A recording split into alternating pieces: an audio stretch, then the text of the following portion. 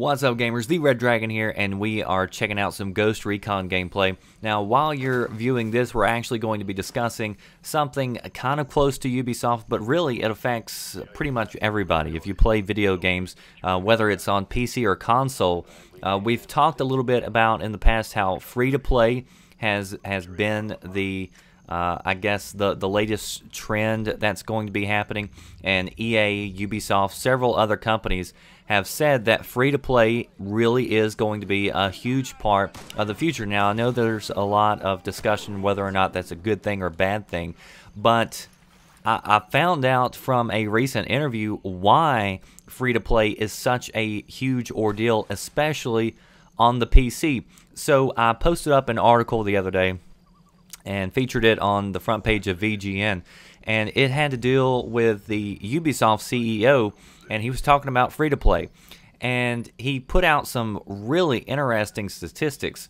and basically what he said was that 93 to 95% of the PC games out there, they're pirated, they're stolen. Those people didn't pay for the game. So all these PC players who always get upset because, you know, they focused on the console version or they flipped it over and didn't do much for the PC, that's probably a big reason why, because they know if they put in a whole lot of money and investment into these PC games, a lot of the money isn't going to be coming back to them. A lot of it's going to be stolen.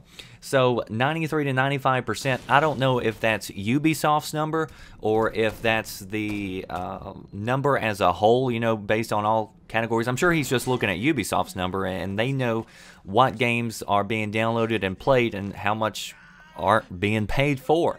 So I thought that was really interesting to note. He goes through here and he says they want to develop for the PC market quite a lot, but free-to-play is really the way to do it. He says the advantage to free-to-play is that we can get revenue from countries where we couldn't previously, places where our products were played but not bought. Now that with free-to-play, we gain revenue, which helps make the brand last much longer. He says on PC, around 5 to 7% of the players actually pay for free-to-play. So, you know, most of these games, you just get on, you can play it for absolutely free, but if you want to get some extra customizations, some more parts of the game, then you can actually pay for that. And he says only 5 to 7% actually pay for that content, which sounds really low, which is like, why would you do it then? But he says it's basically rounds out to the same for putting out a PC game, because he says 93 to 95% is actually pirated. So he said basically it's the same percentage, but he said in the long term it actually tends to bring in more money from what they've seen apparently with free-to-play. Also, the benefits to free-to-play is that it's cheaper to produce. They don't have to make new technology. You know, a lot of these games are using technology already in place, and they also get to avoid the cost of actually boxing up a product and shipping it out. So they're saving a lot of money, and I don't know. That's crazy to me to think that so much of the games out there are being pirated, and that's where console kind of comes in, because it's really hard to pirate console games. There's not a big market. If you want to play a console game, you likely purchased it in store.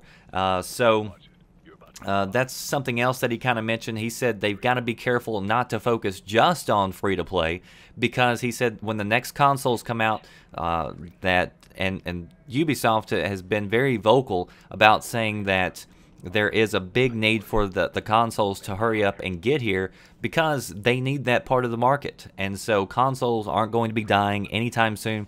Although it is interesting to note, of course, PS3, they've been putting out some free-to-play games. We talked about Dust 514, and they've got a few others that look really good. Microsoft, on the other hand, has been a little lacking as far as that department goes, but it looks like that's about to change. Also, a story that I've got featured on the front page of VGN is Microsoft announced that they've got multiple games coming out for gold subscribers. So most people have gold who play online multiplayer. You have to. So for those people, there are free-to-play games coming to Xbox. So it is coming right around the corner. They announced a couple. They announced one called Happy Wars. Didn't look too great to me. But they also announced another one, which is kind of like a RPG game called Ascend New Gods.